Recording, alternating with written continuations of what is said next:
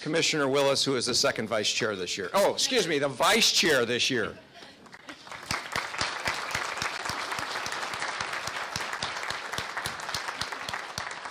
Well, thank you, Commissioner Cameron. I feel like the middle child now. I've always wanted to be a middle child. And thank you also for your service. Commissioner Cameron mentioned the tax relief that we were able to secure for the folks in the canyon who lost their homes. That wouldn't have been possible without a lot of work that he did lobbying the legislature for that. And I want to thank you all for being here today and for the past support that so many of you have given us in our efforts over the year. This past year has been a year of renewal and hope. The destruction that we endured in 2020 gave way to rebirth in 2021. And now we're seeing our community blossom in the new year. As commissioners, it's our goal to set the stage for our citizens to unleash the potential of this community. Like the conductors of an orchestra, we don't compose the music or play it. We simply ensure that great artists play together in harmony. And here in Marion County, we have great artists. This is a community of creative people, brave people, selfless people, people with great hearts. At a time when the world has grown cold and cynical, when you come to Marion County, the warmth of people here is apparent. And in contrast with the stagnation that we see to the north of us, here in the heart of Oregon, we still work together.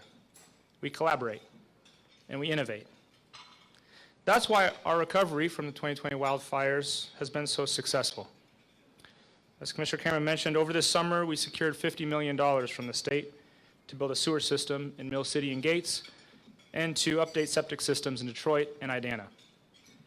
We hired two great individuals to serve as temporary city managers for Gates and Detroit, and as a result, Detroit was able to rebuild its destroyed water system faster than I think anybody thought, and we were able to stave off bankruptcy in Gates. We provided over $2.7 million in property tax relief to those who lost their homes in the fire, and we waived building fees for wildfire-affected families. Because of this, just about half the homes that were destroyed now have building permits and are either going up or have already been built.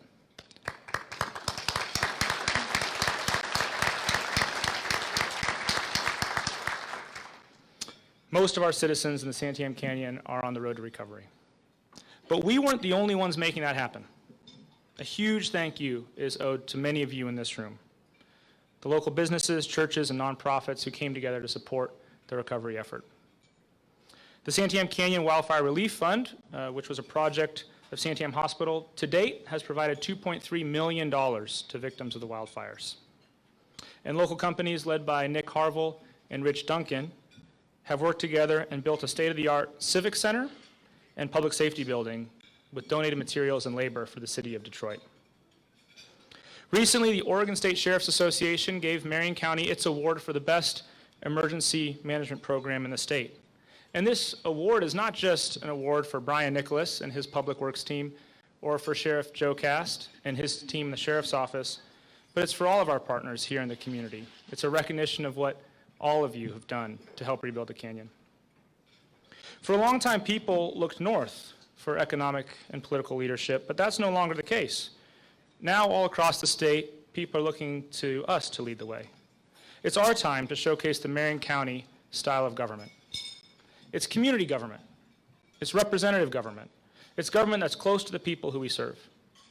It's responsive, it's caring, and it's limited. It's limited not because we don't have high expectations of our public servants. We do. But because we understand that the greatness of our community resides outside of the government. And we love our small businesses, schools, churches, and families too much to get in the way of the heights they can achieve. Instead of looking to the government to solve all of our problems, we look to each other. We use our government to facilitate, to collaborate, and to innovate. And we hire and promote public servants who are outcome-oriented, service-minded, and have a heart for our community. As a result, we're a force multiplier, empowering the people that we serve. And you can see this philosophy in how we allocated the funding we received from the federal government in the American Rescue Plan Act. We focused on making generational change for our community through one-time infrastructure allocations. Our communities have waited on many of these projects for decades. We allocated $25 million to update sewer and septic systems for our systems and unincorporated communities so they can continue to grow in Almsville, Aurora, Gates, Hubbard, Mill City, Mount Angel, Turner, Staten, Sublimity, Jefferson, Donald, St. Paul, and Brooks, and to ensure that they continue to have clean drinking water and safe sewers for years to come. We allocated over $1 million to support a new facility run by the Hope Pregnancy Clinic to help moms and their babies in Salem and to rebuild the food bank that burned down in Woodburn. We allocated $2 million for soccer and football fields in partnership with the City of Kaiser to make sure that low-income kids have the same access to youth sports as everybody else. We allocated $9 million to rebuild and update the county's radio system that was partially burned in the fire so that our first responders have high-quality communication equipment when they put their lives on the line for the rest of us. We work together in government because we know that together we can achieve heights we can't achieve on our own. But we also know that when the government occupies too much of a space, it sucks up all the resources and regulates innovation out of existence. In short, it destroys human potential. And that is too terrible a thing to risk. That's why over the last year we pushed back when the state government overstepped its bounds and hurt the people that we serve. When the state told us we had to fire our employees who chose not to get a COVID-19 vaccine, we refused. We respect the right of our employees to make their own health care decisions, and we didn't think it was right to condition their employment on a personal medical decision. We also made vaccines available to our employees to ensure that they had access to potentially life-saving medicine.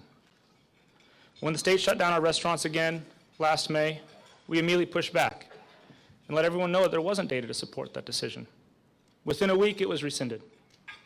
We also spent millions of dollars getting test kits and vaccines out to the hardest hit areas of Marion County.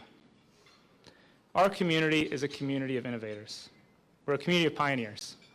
Marion County is home to Oregon's first county, and we haven't lost that spirit. This is where it all started, just up the road in Champouy Park. And those people who came together to start Oregon and throw their lot in with the United States, they didn't agree on everything. They didn't all go to the same church. They didn't all speak the same language.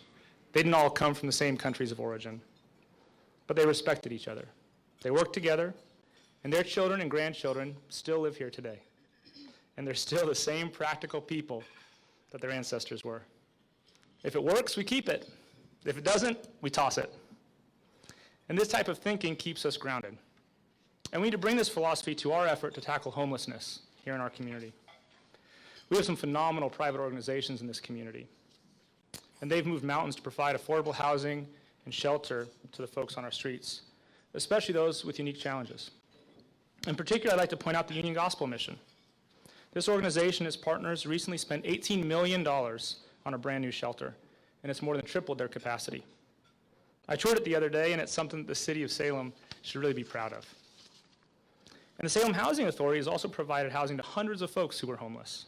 And we've teamed up with them, and Marion County is providing behavioral health services on location, so now those folks coming off the street have the best chance to be successful. And we've just committed $3 million to Salem's new Homeless Navigation Center. And I want to stop and thank Mayor Chuck Bennett, who's here today, because none of this would have been possible without his leadership. Thank you, Chuck.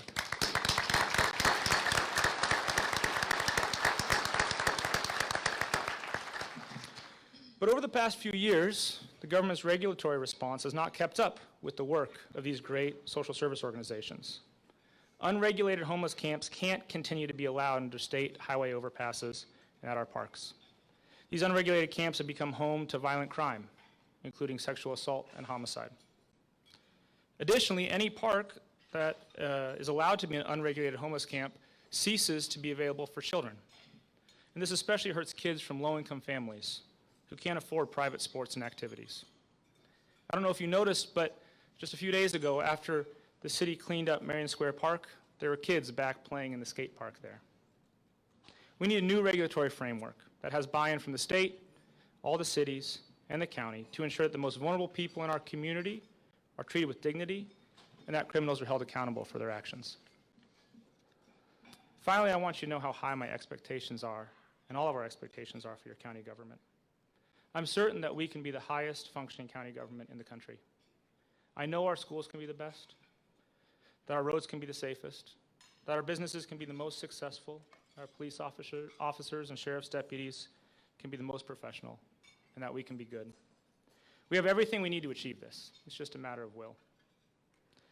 And if there's one thing I could leave you with, it's just how much the folks that we have the privilege of working with care about this community. There are things in government that are messed up, but there are also so many people who serve us here in Marion County who have a profound love for this community. A culture of public service is woven into the fabric of Marion County. And this reality hit home for me last month as I was driving back from the memorial service for St. Paul firefighter Austin Smith. He lost his life responding to a neighbor's barn fire, and 5,000 people showed up for his memorial service. 5,000 people. Do you know how many people live in St. Paul? Just over 400. We were there because of who Austin was and what he did and how he lived his life. And it was amazing. And the community of St. Paul is amazing. They have a 24-hour-a-day, 7-day-a-week volunteer fire and ambulance service. It covers 35 square miles without a single full-time employee. Thousands of people rely on this professional volunteer service because they can. Because this small group of dedicated people, and their parents before them, and their grandparents before them, have protected and guarded their little part of Marion County. They've looked after their neighbors, and they've served their community selflessly and with great love. They respond to every single emergency without a single full-time employee. That's who we are here in Marion County when we're at our best. So the next time you feel sad or cynical or like all the effort you put into something is wasted, on those bad days, I'd ask you to remember the incredible people here in Marion County who every day are willing to give everything they have for you and everyone in this community. They love you, and they're glad you're here. And I can't think of a place that I'd rather live or work or raise my family. So thank you for letting me serve as your county commissioner. God bless.